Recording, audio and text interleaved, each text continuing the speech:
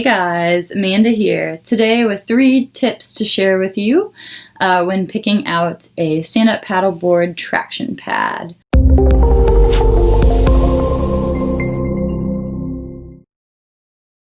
So a stand-up paddleboard traction pad can make all the difference in your experience out on the water.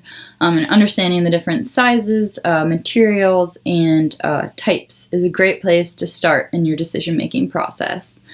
So tip number 1, you want to understand the different materials that traction pads are made from and which one might be right for you based on that knowledge. The primary traction pad materials that manufacturers use are EVA, cork, and wax.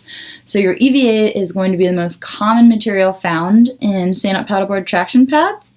It's also found commonly in yoga mats as well. The reason for this is that it's incredibly durable as well as comfortable, so it can absorb weight and other associated shock very well. Another added benefit that makes them pretty popular is that EVA traction pads are relatively easy to clean, and they also don't require much maintenance. Our next most commonly found type of traction pad is going to be a cork type, actually made from cork tree bark. So the bark is harvested from the tree in a sustainable way, so a little added sustainability bonus there, go environment.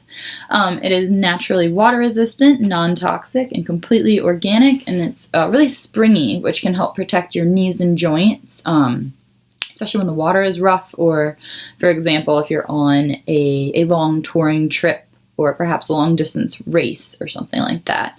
Finally, I wanted to mention wax. It's not exactly a traction pad material, but something that can be used for traction, such as on a surfboard. So these wax is suitable for traction if you have an epoxy-style stand-up paddleboard without a traction pad.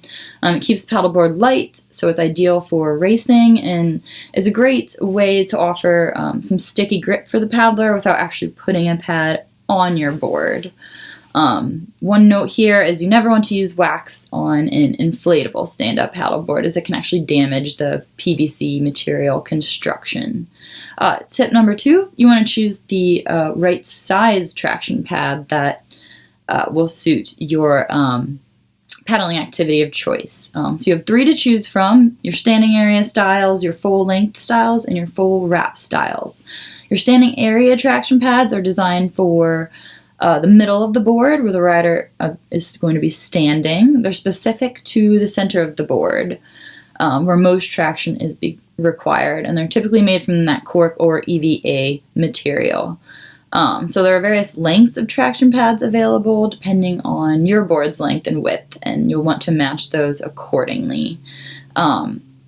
They're also classified and designed for specific uses, so you can search for an all-around kind or a specific yoga kind or a racing kind.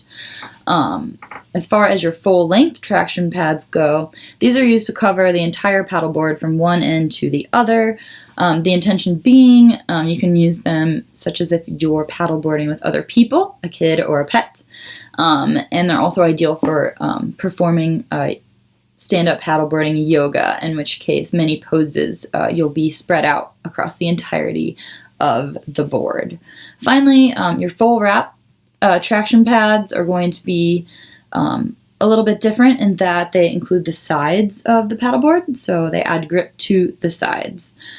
So this can be commonly found on rental boards. It adds to their durability and also protects them from any like bangs, bumps, and like ill treatment, and can be great for when you are paddling out on your belly before, such as if you're going out into a beach break for SUP surfing, for example.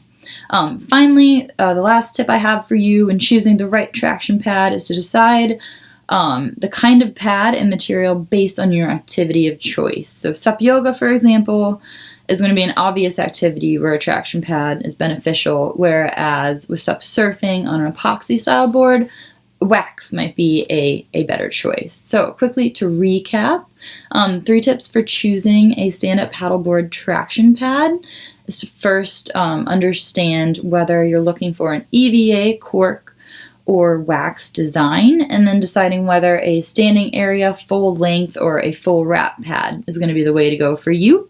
And finally, kind of base your choice on the predominant activity you'll be performing. So for SUP yoga, for example, a full-length EVA traction pad might be your best bet to allow you all the grip you need, whereas if you have an epoxy board you use for SUP surfing, wax is going to be your better way to go. So I hope you found these useful. I'd love to hear any additional tips you might have, or if one of these in particular helped you out with making a decision. And any general feedback that you have, as always, is welcomed and encouraged in the comments below. Thanks so much for watching, guys. I'll see you next time. Hey guys, it's Amanda. I hope you enjoyed this video. If you're new to hiking and backpacking, I just wanted to recommend that you check out our Adventure Academy Summit, where you'll find everything you need to know to learn how to become a safe and confident hiker. In Summit, we have tons of video courses, ebooks, and downloadable cheat sheets. We also do weekly live webinars where you can get any questions that you might have on a variety of subjects answered in real time.